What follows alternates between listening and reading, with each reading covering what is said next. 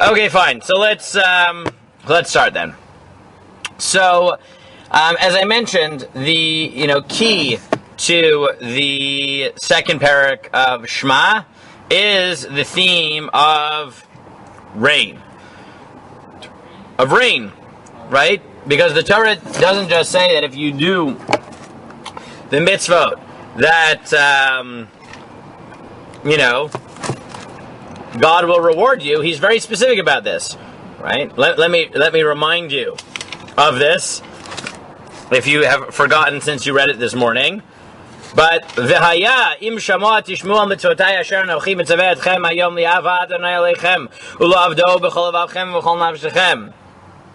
If you listen to God and do all the mitzvot, what's the promise? V'natati mitar artzechem b'ito yoreh u'malkosh. I will give rain, the first and last rain at the right time, and you will gather your grain and your grapes and your produce, etc. And you'll give, and there'll be grass. I'll give grass to your animals. And if you don't, what will happen? Hishamru lochem pen yiftel vavchem v'sartem v'avatem Elohim achirim v'shtaravitem lohem. And if you bow to them, then what will happen? V'chara av Adonai bachem v'atzar hashamayim v'lo yematar v'adama lo titen ivula v'avatem me'ramei al haaretz hatova asher Adonai noten lachem. And if you don't, it won't rain. You ever notice this? Apparently not, right? That the big deal in the whole second paragraph of Shema is if you keep the Torah, it'll rain. If not, there won't be rain. That's it. So what I want to try to do it with you today is at least understand why. Why is that so important? But what is exactly the theology of rain in Tanakh, such that this is like, oh good. So Ezra says it's dependency on God. Why? How does he know that?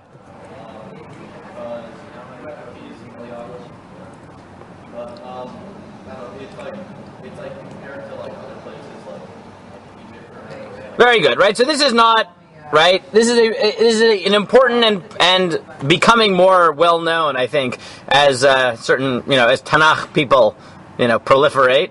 But Ezra is 100% right. So if you look at source 1 here, this seems to be central to the Torah's theology, because the Torah tells you,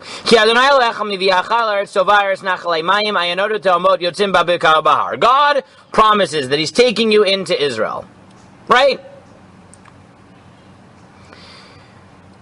Eretz chita sora v'gefen v'teina v'rimon eretz zeit shemen udvash eretz asher lo v'miskenut tochal balechem lo techsar kol ba eretz asher avaneha varzel u'maren nachtov nechoshet. Right? God is bringing you into this good land. Okay.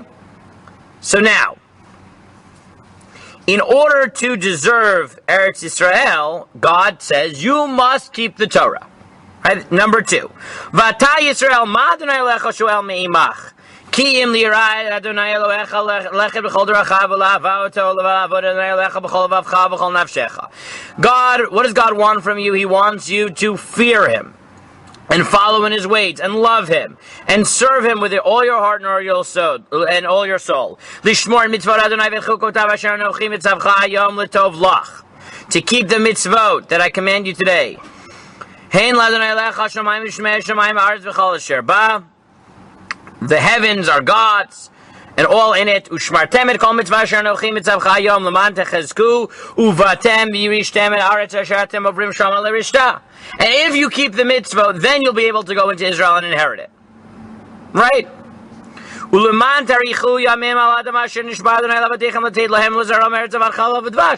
if you listen to the mitzvah, you'll have the zchut that you and your children shall live in Israel. Also, same as the end of the second parak of Shema.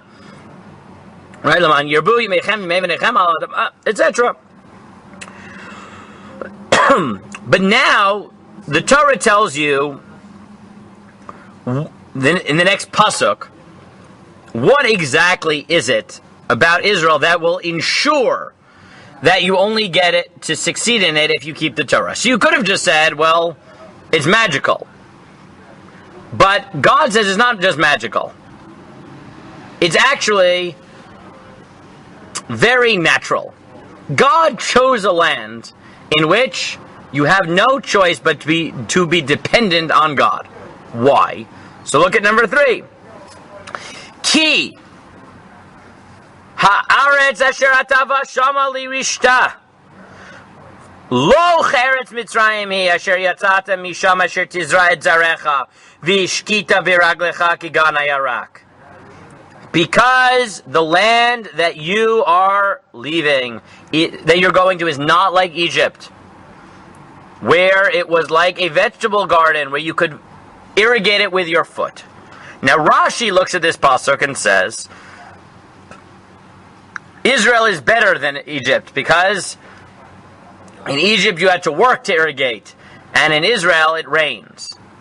And God waters it for you. But that's not the pshat, as the Ramban will point out. Right? The pshat is what? That Israel is not worse. It's worse physically in the sense that it's less dependable. Meaning, in Egypt, what does it mean? Asher tizra et zarecha biraglecha gegan hayarak. That you could water with your foot. Because you had the Nile, and you had tributaries, and what did you need to do to make sure you had water? Yeah, you just needed to build a canal. So you might just do that with your foot, right? Like, if there's already a tributary and you want to plant a little bit farther, so you sort of just kick it a little bit, and water comes. Right? Kick the dirt.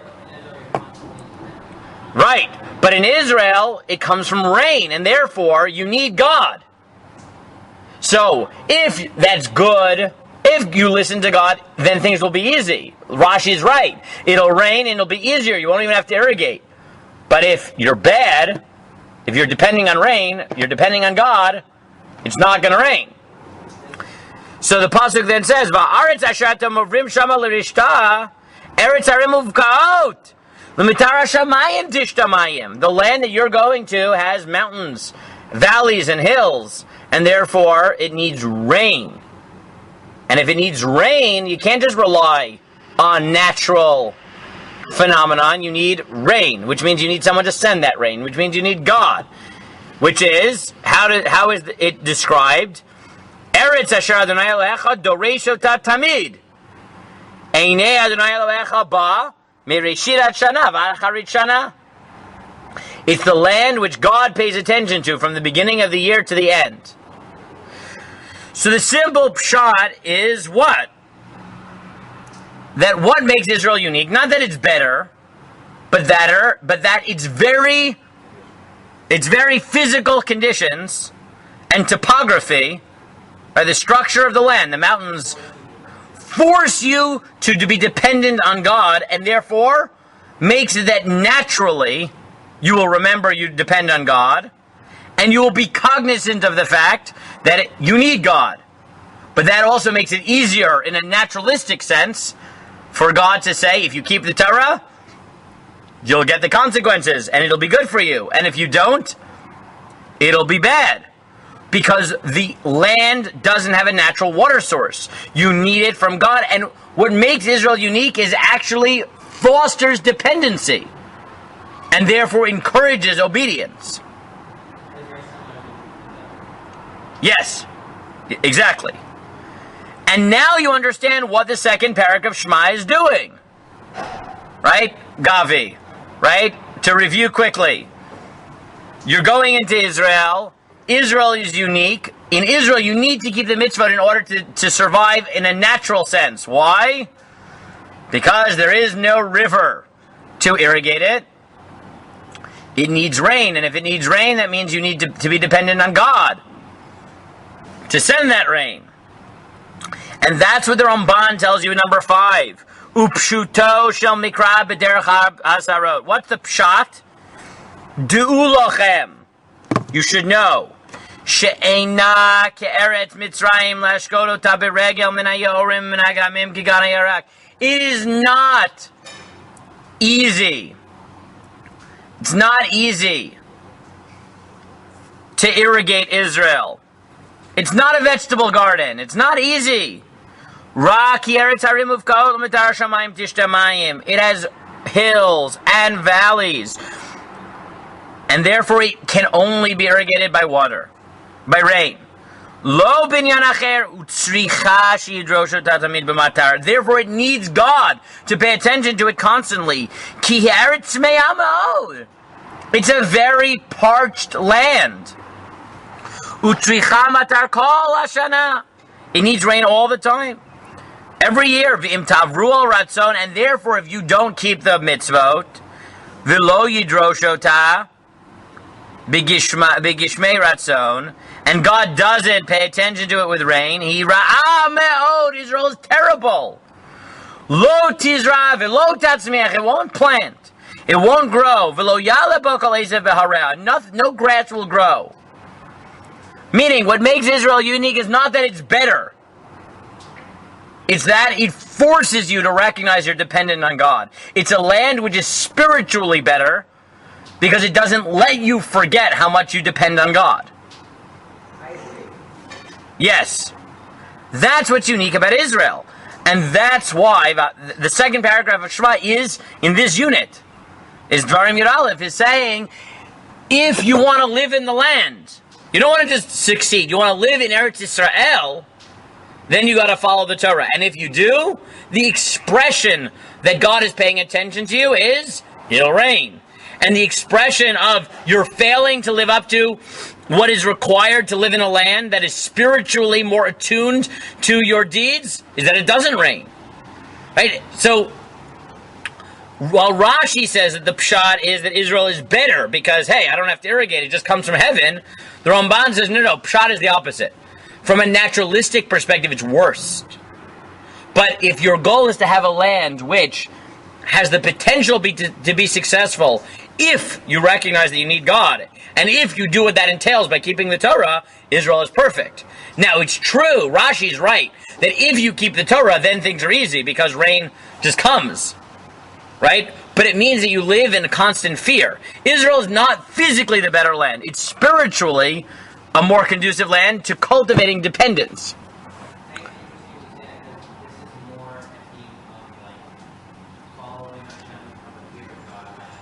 Yes, and remember we talked about it last... No, because last week we said the second paragraph of Shema is about fear. No, the first is V'ahavta. The second one is, if you listen, things will be good. If not, bad. And that's exactly the point. Why is the second paragraph about rain and the nation so fire and brimstone? Because that's the point, right? Rain is the symbol of you living in a world where you are constantly, immediately aware that God cares about what the Jewish people are doing. And the symbol of that is rain. That's actually what makes Israel unique. Right? In the Torah's description, what makes it unique is that it is not as good. Right? I remember when I gave this shir the first time, it's not like my chiddush, this is like a classic shir, but when I gave it the first time, a few people said, so is it bad? You guys just watch Sustainable Nation. So is it bad that Israel is so good at water technology and that we're not dependent? I said, look, I don't know better or worse, right? It's definitely bad if we get to the point where we're so independent that we let ourselves not think about God anymore. Whether it's bad to conquer nature in such a way that we're not, that I can't say, right? But if we would forget that we depend on God, yes, that would clearly be bad. That would be missing the entire point of Israel, right? Which is living in a land in which you're aware of the fact that you depend on God. Now, despite the fact that Rashi on this pasuk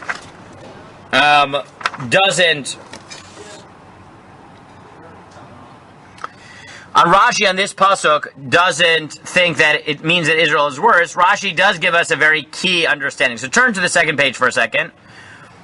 Rashi has a comment which really fleshes this out a bit. Rashi says as follows: Eile toldot hashamayim v'aretz b'hibaram b'yom asod Adonai Elohim eretz v'shamayim. These are the children of the heaven and earth on the day they were created. V'kol siach hasadeh terem yiyeh ba'aretz v'aretz v'chaleitz v'adeh terem yitzmach ki lo himtir Adonai Elohim al haaretz v'adam ayin la'avodah adama. But at this point, nothing had grown in the world because God had not made it rain, because there was no man to work the land. So what does that pasuk mean? That's a very cryptic pasuk. Right? There was no plants because it hasn't rained because there was no man to work the land. Right? How does that all fit together? So Rashi quotes Chazal, who says, "Umay time Elohim tir." Why in the original world of creation had it not yet rained, as of Breshit Perek Bet? Lifi she'adam ayin la'avod ha'adama, because there was no human being to work the land. Ve'ein makir b'tovatam shel gshamim, so there was no one to recognize God's gift of rain. Ukshaba adam v'yada she'em tzorech la'olam. When a man came and realized there needed rain, hitpalel aleihem v'yardu v'tzamchu ha'ilanot v'atshayim. He davened and rain came. Which means that for Rashi, this theology that rain represents human beings understanding that they need God, and therefore serving God and davening God, to God and appreciating what God gives us, for him that's not just true in Eretz Yisrael. Where was that true? In Gan Eden. What? Correct, that's what it just said. It didn't rain before man got there, and therefore nothing grew. No. So, but what that shows you is, according to Rashi, the original view of the world before Jews were chosen, and therefore all human beings were chosen, right? This theology of rain applied to everyone in Gan Eden, right? Gan Eden, which we think of as perfect, that it's just everything's ready. Rashi's telling you, no, it isn't. Gan Eden is perfect if you recognize God, and therefore, what is Eretz Yisrael according to Rashi? It's the Gan Eden on earth. Meaning, it's not perfect. It's perfect if you listen to God. That's what Gan Eden is. And just like in Gan Eden, you get kicked out if you don't listen to God, and things stop growing. Remember, that was the punishment. Adam didn't listen to God. God said things aren't going to grow so easily. You're going to have to work harder. The same thing is true in Eretz Yisrael. You don't listen to God, it won't rain, things won't grow properly. Right? The theology of Gan Eden, that you need mankind to recognize that there's a God and to follow his ways and recognize that good things happening depends on us doing what we're supposed to. The theology of Gan Eden is the theology of Eretz Yisrael.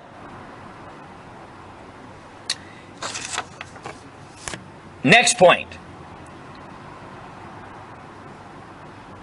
Evil in Tanakh is associated with who? The people who run away from this reality, who don't want to be dependent on God, they want to be comfortable no matter what, and they don't care about keeping what God wants. What's the epitome? What is the most evil place in all of Tanakh? No. Sodom. Thank you. Sodom.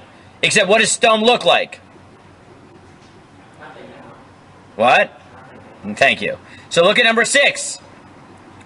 When Avram said to Lot, let's go our separate ways. What did he say? Vayomer Avram el Lot, al natihi miriva veinu veinecha vein roayu vein roecha ki anashim achem anachnu.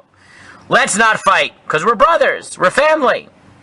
Halocha la'aretz lefanecha hipared namei alai. You have the whole land. If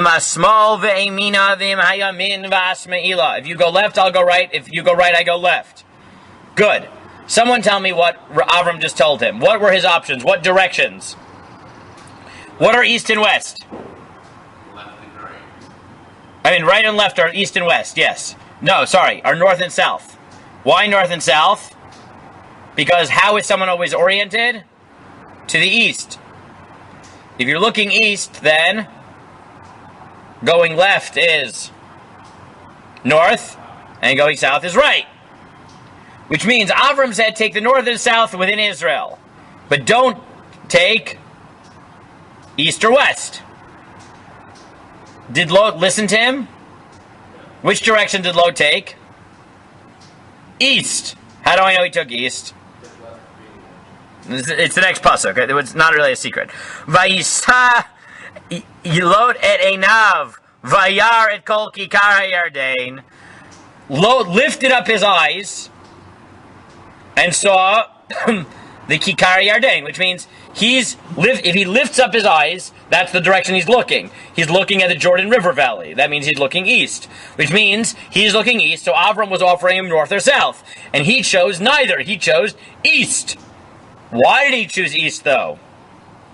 Ki chula mashke, because there's one place in Israel which is like Mitzrayim, and that is the Jordan River Valley, because it was watered. Lifnei shichet Hashem et Sdom ve'Amorah, before God had destroyed Sdom and Amorah, what did it look like? Kigan Hashem, it looked like Gan Eden, i.e., not what Gan Eden should be, meaning dependent on God, but it looked like a successful Gan Eden, but like what? Ke'eretz Mitzrayim bo achatzor, like Egypt. Right? Which means that Avram offered Lot, stay here in Israel, left or right, north or south, and what did he choose? The Mitzrayim-esque existence of materialism, where it's not dependent on how good you are. Vayicharlo Lot et kol kikar Yarden, vayisalot mikedem, vayipardu Ishmael achiv. And they separated. What?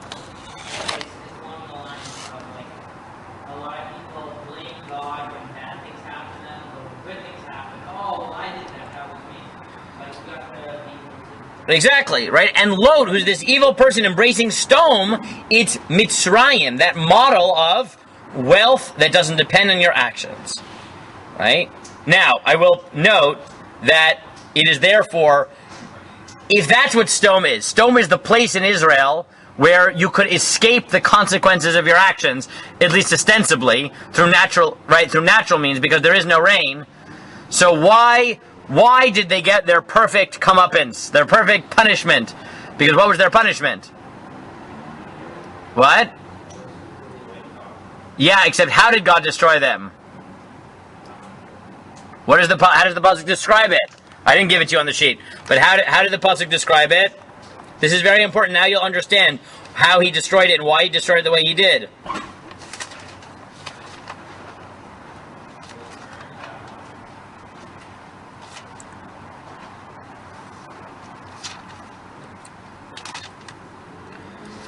Va'adonai himtir al Sdom al Sdom va'amorah gofrit va'esh made Adonai min hashamayim.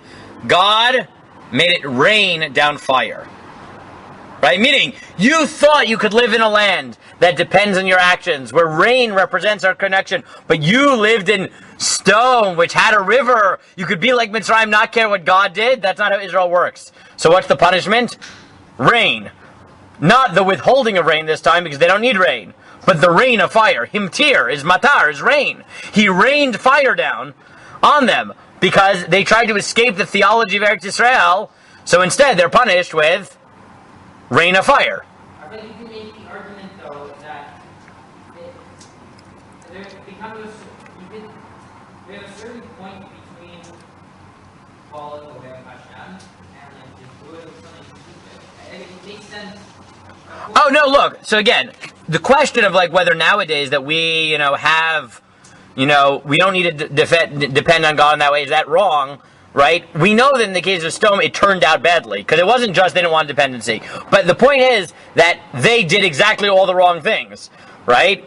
But they're living in Israel where the way that's supposed to be represented is rain. So here, God therefore punishes them with rain, but a different rain.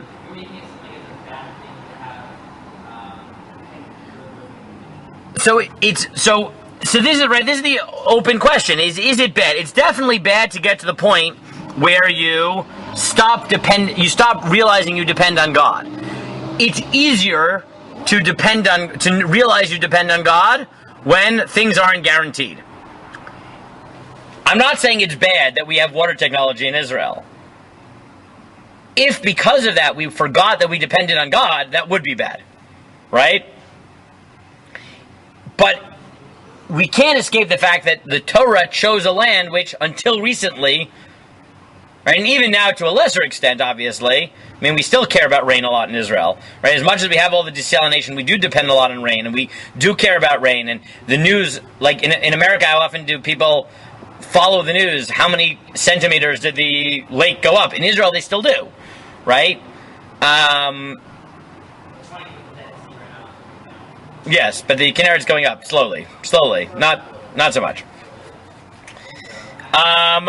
Okay, but that really is the main theological point that I wanted you to realize from the second paragraph of Shema, and why rain is so central. Because rain is the symbol of us embracing a life in which we are sensitive to whether or not we're following God's will. We're living in a world where we're cognizant of our dependence on Him. That's the point of the second parak. If you live in Israel and you listen to the mitzvot, things will be great, there'll be rain. And if not, there won't be rain. Because Israel is the place which is spiritually attuned, physically.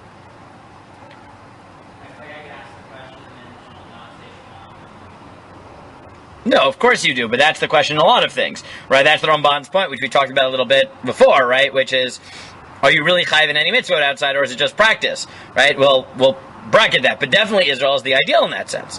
Now, what I have here, just the end of it, is once you understand the centrality of rain and what it represents in Tanakh, now you understand why the Shalosh Regalim are primarily agricultural holidays.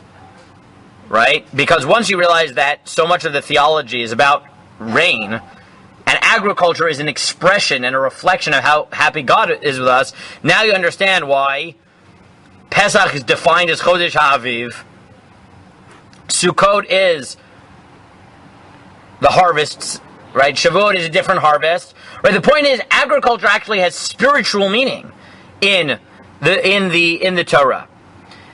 Now, it happens to also be that there's a double meaning, which is also the historical meaning, which we think about more, not being so attuned to agriculture, which is Yetziat Mitzrayim and Matan Torah, and correct. But I give you here in 11 is just a quick chart, right? So that you see the Shalosh Regalim, right, are solar, right? The Chagei Tishrei are completely lunar, right, which are not dependent on agriculture, right? In Vayikra, therefore, you have the Shalosh Regalim and the Chagei Tishrei. They're lunar and solar, and the mitzvot described there are unique to each holiday. In Bamidbar, you describe it in the lunar, you talk about the Karbanot, right? This is just the sort of overarching thing. Rav Yoel Ben Nun has this nice point, which is that at some level there is a link between the historical and the agricultural, because if you think about it, Pesach is the beginning of the new nation, right? And the agricultural cycle is Aviv, is the beginning of the new sprouting, right? Shavuot is like the beginning of the reaping, right? Is the first fruits, and it's Matan Torah. It's not the end of the journey, right? But Sukkot, which is the end of the process, is the 40 years in the desert, all up to when we get to Eretz Yisrael. So there is a certain parallelism in the life of the nation between the agricultural cycle and the historical one. Yeah. Okay, I'll leave it there. Some of the other stuff here is more about the Shalosh Regalim more specifically, but in terms of the theology of the second paragraph of Shema, that was the main point I wanted to get, why rain is so central to what we say every day, and maybe you'll notice from now on that it's actually about rain, which apparently, you didn't notice, but that's fine, and we'll stop there. Okay.